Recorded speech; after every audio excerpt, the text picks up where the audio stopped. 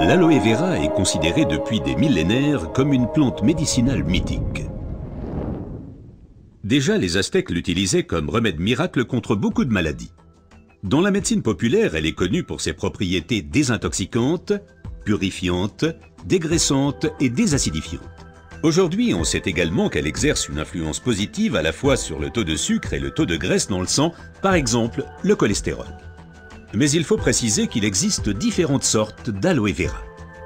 La véritable aloe vera, l'aloe barbadensis, est un lys du désert et est cultivée dans les régions sèches, notamment en Amérique centrale et en Amérique du Sud.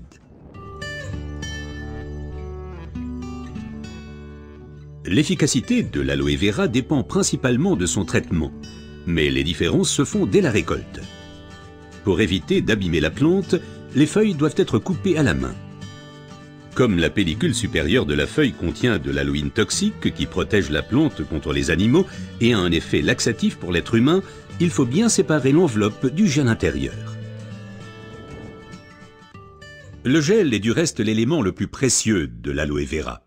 Il contient à lui seul plus de 150 composants importants et bénéfiques pour la santé tels que vitamines, enzymes, polysaccharides et oligoéléments.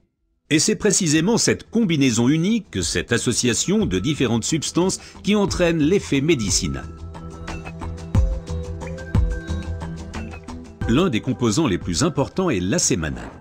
Il a une influence positive sur le système immunitaire et diminue d'autre part les inflammations et les radicaux libres. Le résultat, une amélioration de l'apport en oxygène. Observons ce phénomène de plus près. Le sang assimile l'oxygène dans le poumon et le transporte à travers les vaisseaux sanguins vers les cellules. Les gros vaisseaux se divisent et deviennent de plus en plus petits pour devenir enfin des vaisseaux capillaires. Les capillaires sont les plus petits vaisseaux sanguins.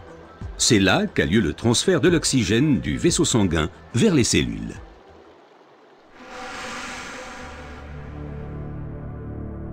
Une alimentation malsaine, la pollution de l'environnement, le stress et des exigences élevées affaiblissent notre système immunitaire. Les radicaux libres ont le jeu plus facile et ils peuvent entraîner des micro-inflammations dans l'organisme. Ces inflammations altèrent les vaisseaux et entraînent un épaississement des parois des capillaires. Ce gonflement rétrécit le vaisseau et les globules rouges circulent plus lentement à travers les capillaires, entraînant une baisse de l'alimentation en oxygène. Et c'est là que l'aloe vera intervient. Elle réduit le gonflement des parois des capillaires. Les globules rouges circulent plus rapidement et l'alimentation en oxygène est améliorée. Les toxines et les impuretés sont évacuées plus rapidement. De récentes études indiquent que d'autres substances naturelles peuvent encore améliorer l'effet de l'aloe vera. Parmi ces substances, il faut citer tout d'abord le silicium, mais aussi l'huile d'onagre et enfin les minéraux basiques. Observons tout d'abord le silicium d'un peu plus près. Le silicium est indispensable à l'organisme. C'est un élément structurant. Nous le connaissons surtout sous forme de sable de quartz que l'on trouve dans la pierre et le béton. Dans l'organisme, le silicium contribue à stabiliser les tissus, mais il renforce également les os, les ongles, les cheveux, les tissus conjonctifs et les parois des capillaires. Avec l'âge, les capillaires menacent de perdre leur fermeté. Ils peuvent littéralement se désagréger, ce qui entraîne une interruption du flux sanguin. Dans le pire des cas, ceci peut entraîner des incidents vasculaires cérébraux et l'infarctus. Le silicium renforce et soutient les parois des capillaires et maintient ainsi le vaisseau sanguin ouvert. Les globules peuvent ainsi continuer à alimenter les cellules en oxygène. Mais le corps humain ne peut pas s'alimenter en silicium sous sa forme d'origine qu'est le sable de quartz. Toutefois, la nature offre des alternatives, et notamment une source végétale idéale, l'ortie. Car elle est riche en silicium naturel, mieux assimilable par l'être humain.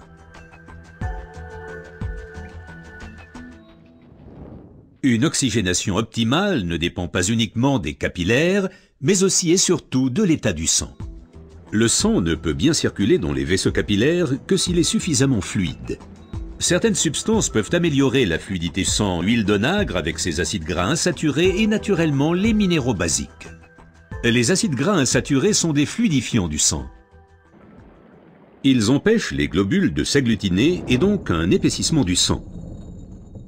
Les minéraux basiques soutiennent l'élasticité des globules rouges et facilitent ainsi leur passage à travers les capillaires.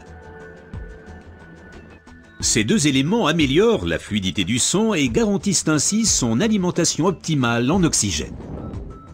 Permettez-moi de récapituler. Une oxygénation satisfaisante de nos cellules est une condition importante de notre santé et permet également de prévenir les maladies graves. L'aloe vera et son effet décongestionnant améliorent l'oxygénation. Le silicium renforce les parois des capillaires et garde le vaisseau sanguin ouvert. Cet effet est renforcé par l'huile d'onagre et aussi par les minéraux basiques. Ce que la médecine populaire savait depuis longtemps est maintenant confirmé par la recherche moderne.